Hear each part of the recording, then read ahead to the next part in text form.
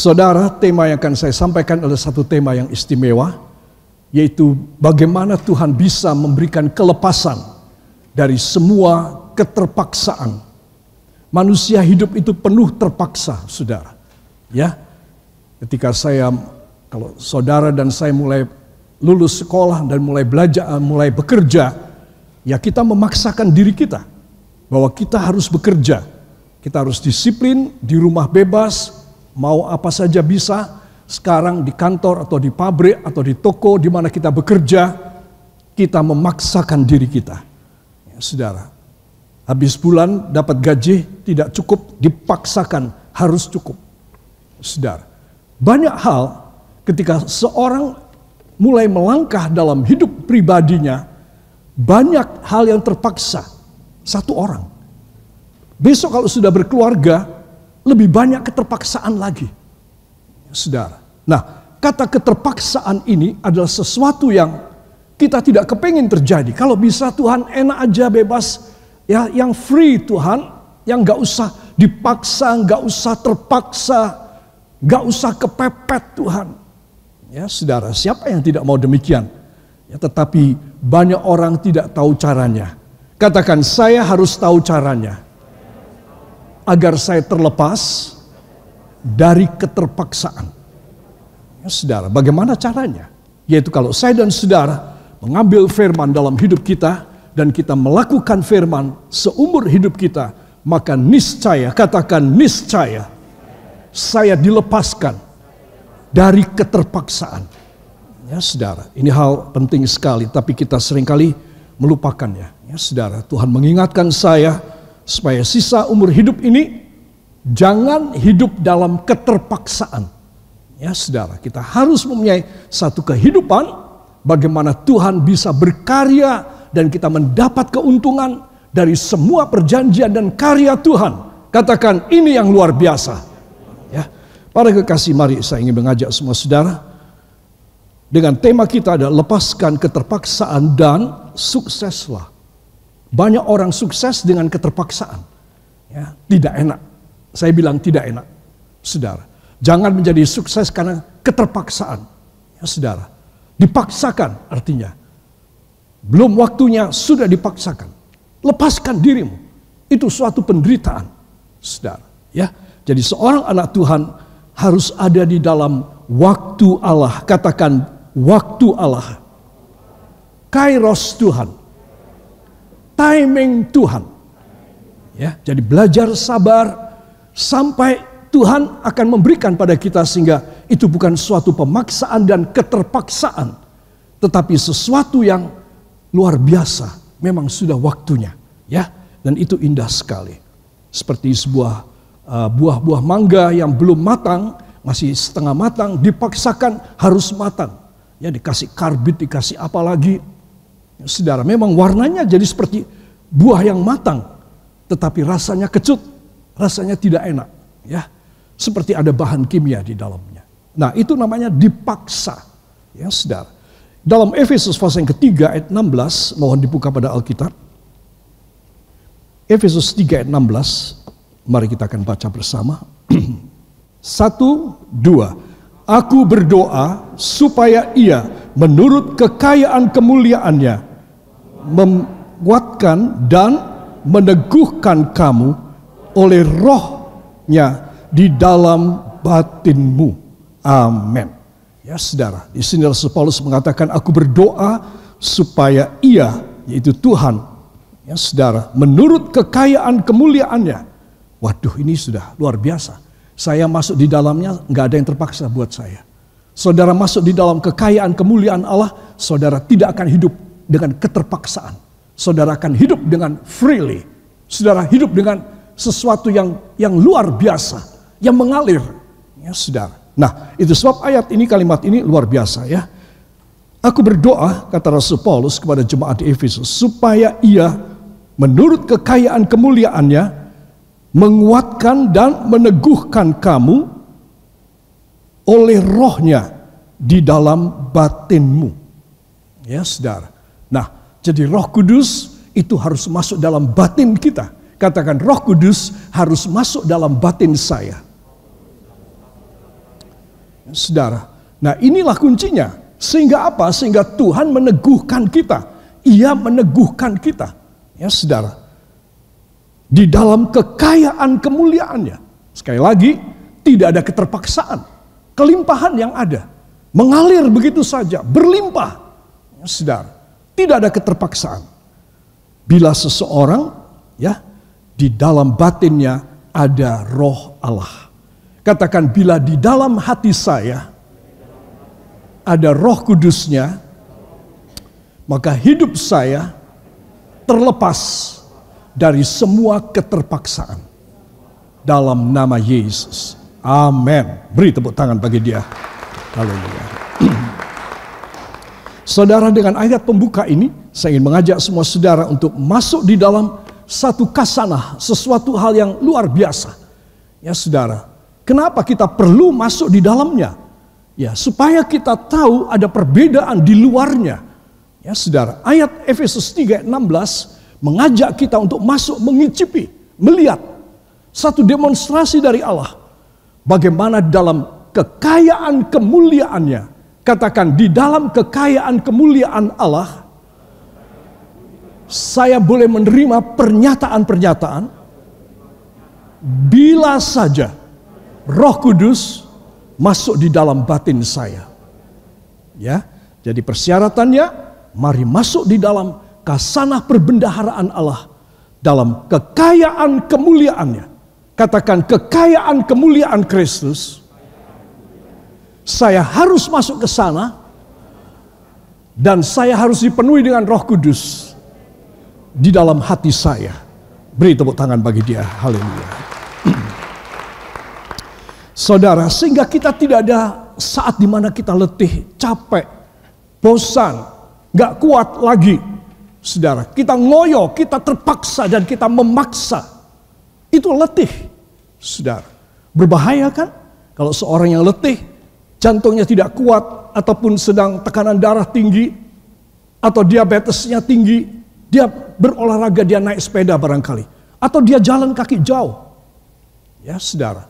Jalan kaki saja dia akan pingsan, bisa meninggal.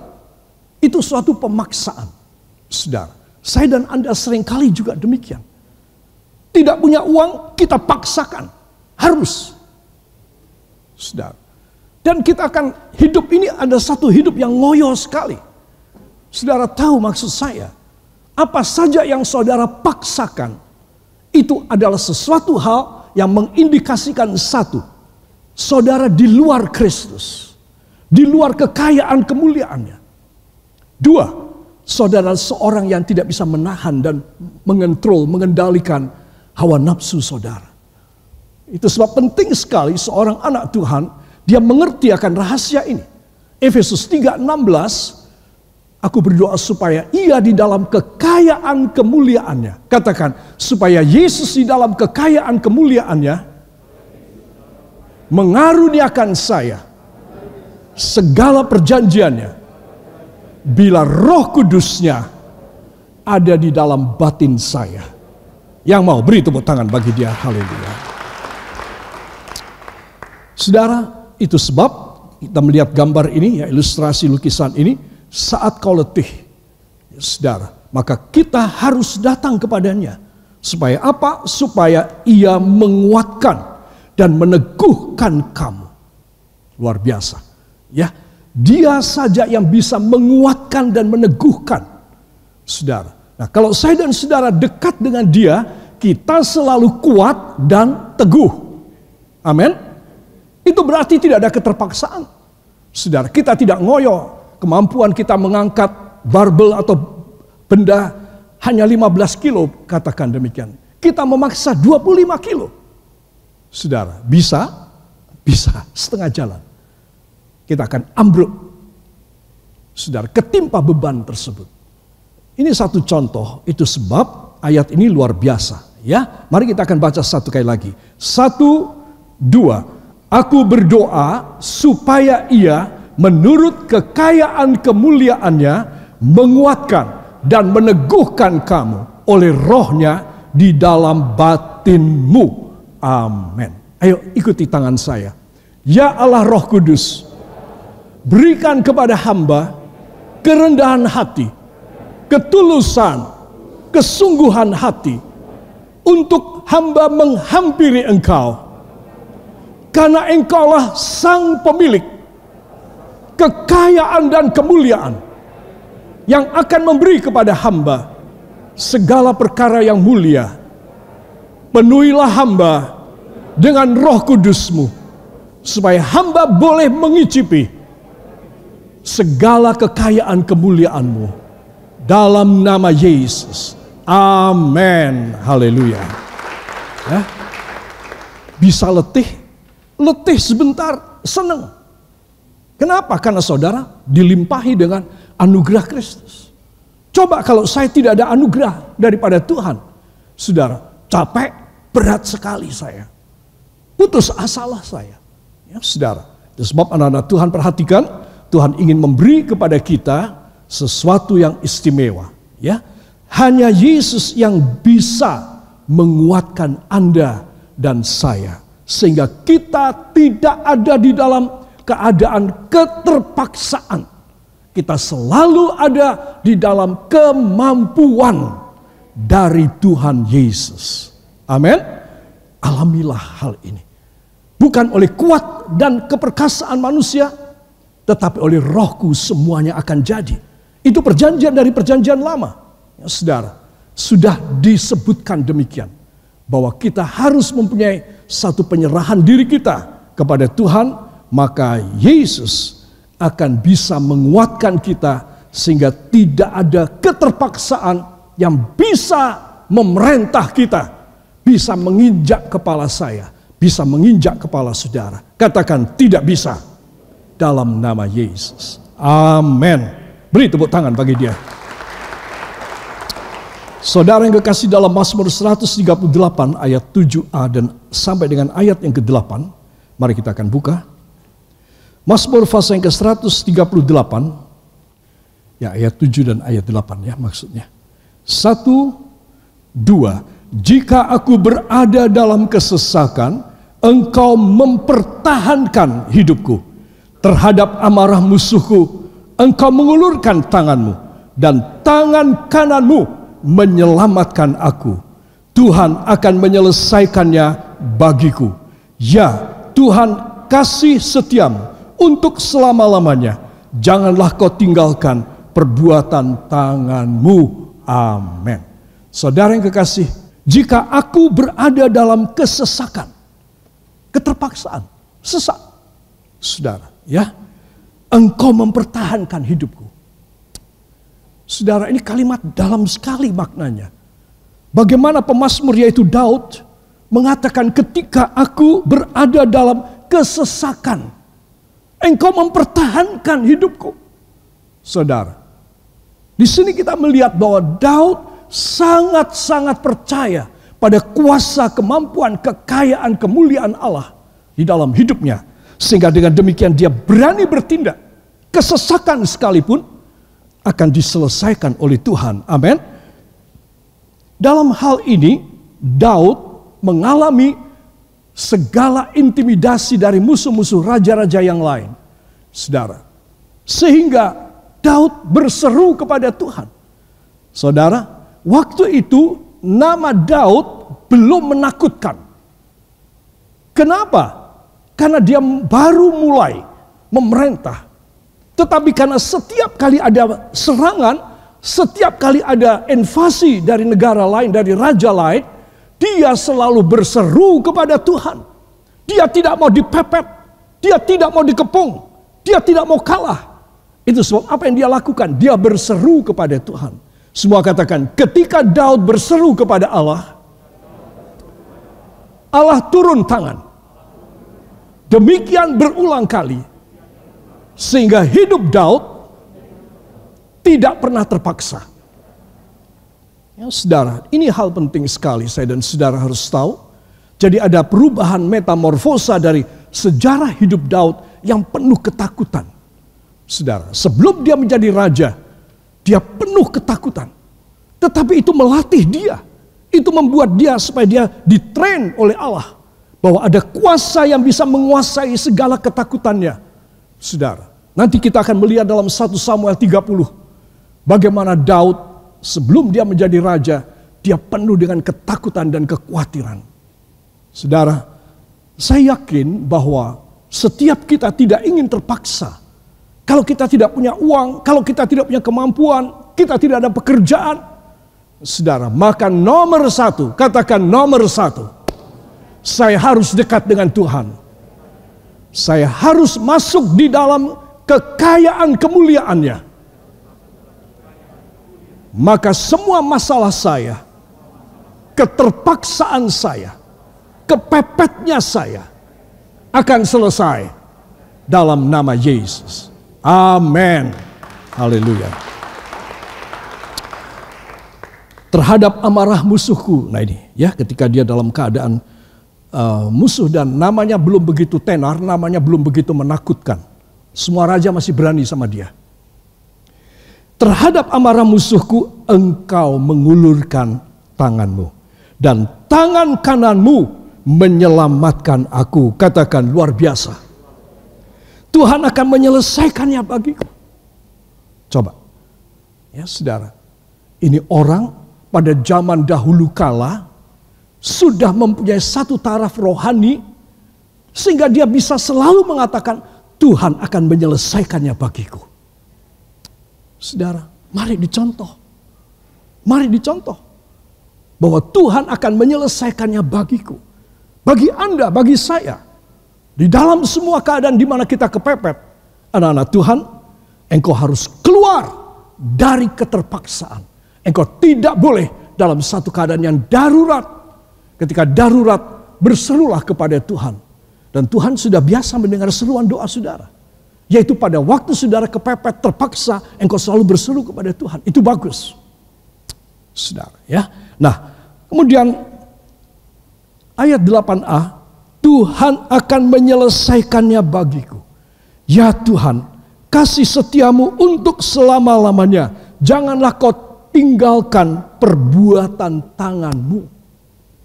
Saudara, mari selalu seperti Daud. Asal ada apa-apa dia nomor 1 Tuhan. Amin.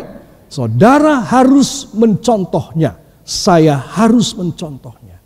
Supaya jangan sampai kita kepepet. Ya, para kekasih, dan inilah satu hal yang penting sekali dalam hidup kita.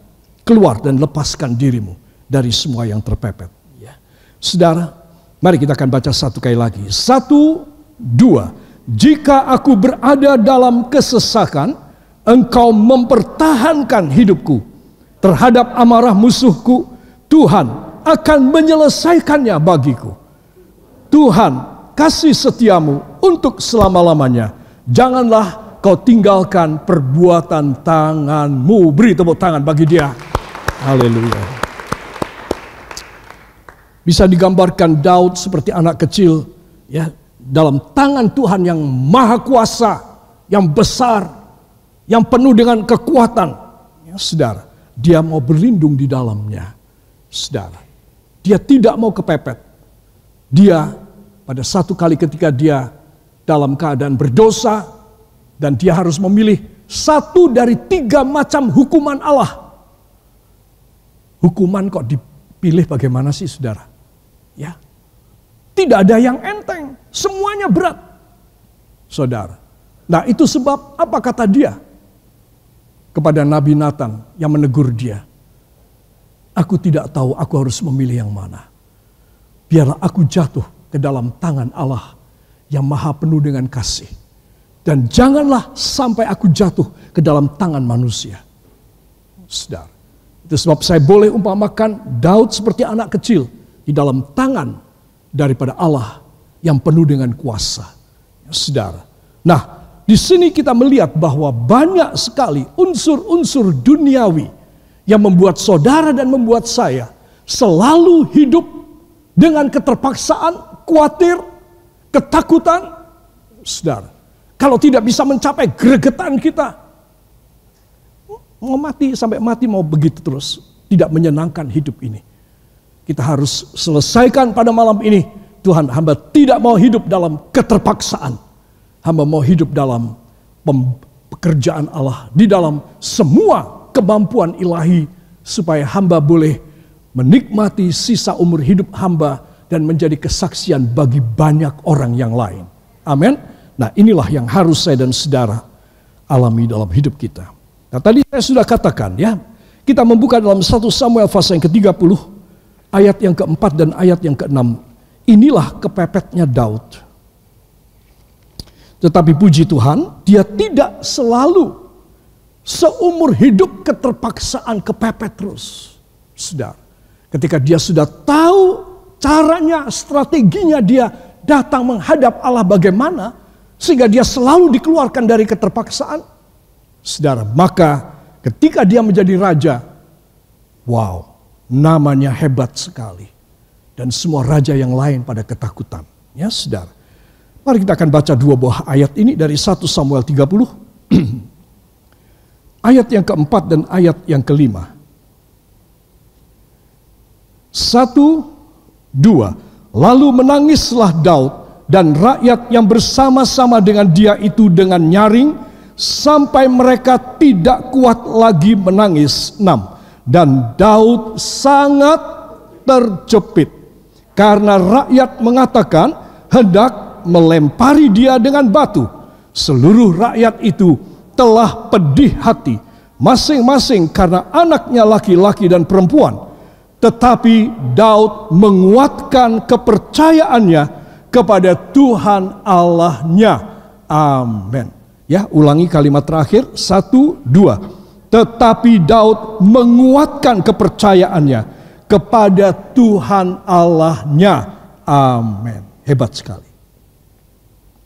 Padahal ayat yang ketiga, ya saudara, ayat 6 kalimat pertama, dan Daud sangat kepepet, sangat masuk dalam keterpaksaan, terjepit. Kenapa?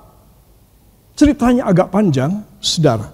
Ketika Daud sedang mengadakan perjalanan untuk mengalahkan bangsa lain, datanglah bangsa Amalek kepada tempat perkemahan Daud, saudara, dan orang-orangnya. Dan bangsa Amalek melihat Daud tidak ada, semua dirampok. Istri, wanita, laki-laki, tua dan muda, semua dibawa keluar ke negerinya, saudara. Dan Daud pulang dari perang menang. Pulang ketika dari jauh, biasanya mereka disambut oleh anak-anak dan oleh istri mereka. Sekarang kok diam aja, nggak ada suara sama sekali. Saudara, semua sudah ketir-ketir. Kok tidak ada suara ya? Semua sudah berkata, kenapa tidak ada suara yang menyambut kita? Benar, perkemahan mereka sudah kosong semuanya. Orang tidak ada, hewan ternak mereka, harta benda mereka sudah dikuras habis semua. Saudara yang kekasih, 400 orang laki-laki prajurit, mereka menangis bersama dengan Daud. Ayat 4 kalimat terakhir, mereka menangis sampai tidak bisa menangis lagi. Tahu? Saudara, menangis sampai tidak bisa menangis lagi. Daud terjepit sekali. Udah begitu, kehilangan istri anak semuanya, mereka marah. Para prajurit ini marah kepada Daud. Dan mereka mengambil batu mau merajam sampai mati. Saudara, dia kepepet. Semua harta benda, istri anak-anak, semua dirampas oleh Amalek. Sekarang dia mau dirajam batu sampai mati. Oleh anak buahnya sendiri. Gimana saudara perasaannya, saudara bisa bayangkan enggak? Kayak gitu beratnya. Stresnya seperti apa ini Daud? Tetapi, semua katakan tetapi. Ya. Kalimat terakhir ayat 6, tetapi Daud menguatkan kepercayaannya kepada Tuhan Allahnya. Beri tepuk tangan bagi dia. Haleluya. Saudara, semua katakan bersama saya. Bila saya terjepit karena sesuatu keterpaksaan, maka saya harus menguatkan kepercayaan saya kepada Tuhan Yesus Kristus, supaya hidup saya segera dilepaskan dari keterpaksaan, dari situasi dan kondisi yang kepepet tersebut. Amin. Apa yang dia lakukan? Dia datang kepada Tuhan, saudara, dan dia berkata, Tuhan, hamba sudah kehilangan semuanya, dan lagi mereka sekarang mau membunuh hamba-Mu. Mereka tidak mau hamba perintah lagi. Hamba sudah bukan panglima mereka lagi. Mereka sekarang berani, dan mereka sekarang berontak kepada kepemimpinan hamba. Saudara, saya mau tanya, apakah Tuhan menelantarkan Daud, ataukah Tuhan turun tangan membela Daud? Hebat. 1 lawan 400, saudara. Tuhan tidak membela 400, Tuhan membela 1. Saudara, mengerti saudara? Rahasianya di mana? Rahasianya adalah karena Daud, dia adalah orang yang selalu mau dekat dengan Tuhan, saudara. Sehingga apapun yang terjadi dalam hidup dia, sampai dia nangis, dan 400 laki-laki menangis sampai tidak bisa menangis lagi. Saudara, saya bisa merasakan hal itu. Semuanya Tuhan menjawab dengan ajaib, dengan dahsyat dan luar biasa. Saudara. Jadi rahasia daripada Daud, dari ketika dia punya nama belum ditakuti, semua raja masih berani sama dia. Sampai menjadi dia punya nama sangat ditakuti, semua raja takluk kepada dia. Ini ada masa transisi perubahan, di mana saya dan Anda, kita harus belajar rahasianya dari Daud. Dan di perjanjian baru kita sudah baca tadi, Efesus 3:16. Masuk di dalam kekayaan kemuliaannya. Udah. Gak ada lagi orang yang lebih kaya dari Tuhan. Tidak ada orang yang lebih mulia dari Tuhan. Kalau Anda dan saya masuk dalam kekayaan kemuliaan Allah, maka engkau dan saya pasti mengalami suatu kelepasan yang dahsyat dari Tuhan. As we know right now that only God in Jesus Christ in this area of the New Testament age right now we are living, we only receive everything, all the victorious life from God Himself, bila we come into all the richness and the glory of God Himself. Or if we are outside of such kind of grace, then we have to fighting by our own power, by our own energy, and we will fail. That's why David have already experienced about this. Saudara, dan pengalaman daripada Daud ini luar biasa. Saudara, ini suatu penderitaan dan keterpaksaan. Sekarang dia punya anak buah, memaksa dia harus bertanggung jawab bahwa istri anak mereka hilang semua. Siapa yang salah? Daud yang salah. Saudara, maka terjadilah pemberontakan pada waktu itu. Semua katakan tetapi Daud menguatkan imannya, kepercayaannya kepada Tuhan Allahnya. Dan itulah jalan keluar yang dahsyat, dan saya harus mengalaminya, melakukannya dalam nama Yesus. Amin. Haleluya.